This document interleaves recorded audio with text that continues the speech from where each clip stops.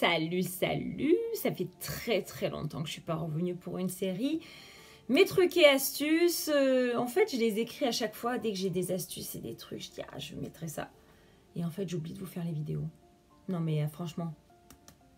Portez un fond de teint d'une teinte en dessous de votre carnation. Parce que si vous portez à votre carnation, au pire c'est bien parce que c'est une bonne marque, mais quand même, ça peut s'oxyder, devenir orangé et donc vous vieillir. Et si vous portez au-dessus de votre carnation, alors là c'est la catastrophe, ça vous rajoute 10 ans. Donc un fond de teint, vraiment, il vaut mieux votre carnation, voire légèrement en dessous, c'est toujours mieux. Regardez, enfin je sais pas si vous voyez, mais moi mon teint, bon vous me direz tu fais vieille quand même, j'ai 40 ans et j'assume complètement, j'ai jamais été mieux de ma vie que now. Les filles 40 ans, je vous assure, le meilleur âge.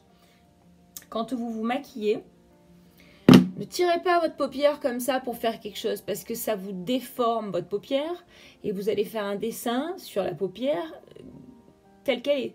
Et quand vous allez détendre ou retendre, enfin, ramener, eh ben, ça ne donnera pas le résultat que vous vouliez.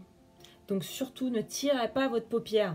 Si vous faites du contouring, là, ça s'adresse peut-être à des filles qui font beaucoup de maquillage ou qui insistent ou qui font de la technicité. Ouais, moi, je suis pas fan. Parce que bon, déjà, en poudre, c'est déjà pas mal. Si on fait du contouring en crème aussi, c'est pas mal. En fait, j'ai l'impression que j'ai une poussière, mais c'est sur l'écran. Ouais, c'est sur l'écran. D'accord. En fait, si vous faites du contouring crème, moi, personnellement, ce que je vous conseille, attention, c'est un conseil, vous pouvez essayer les deux. Moi, je vous conseille de le mettre avant le fond de teint.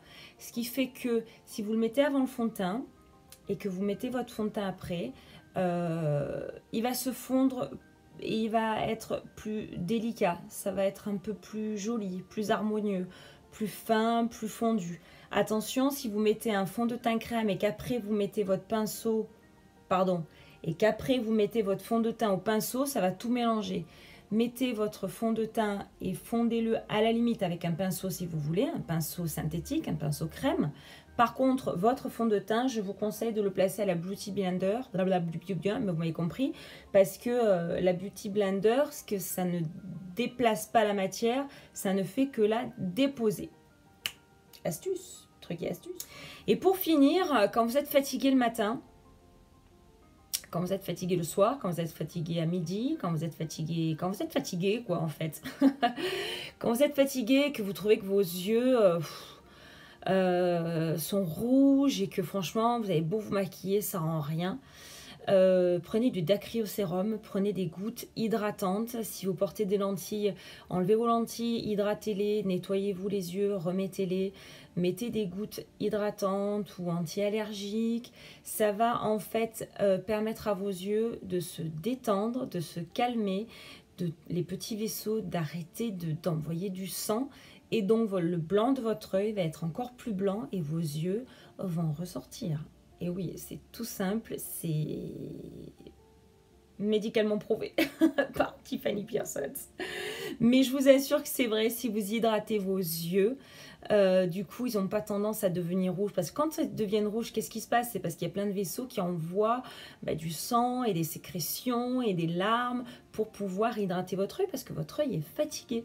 Donc, si vous avez envie de sortir le soir et que vous avez passé une journée, vous êtes épuisé, vous avez regardé l'écran pendant des heures à votre bureau, vous mettez quelques gouttes et le tour est joué.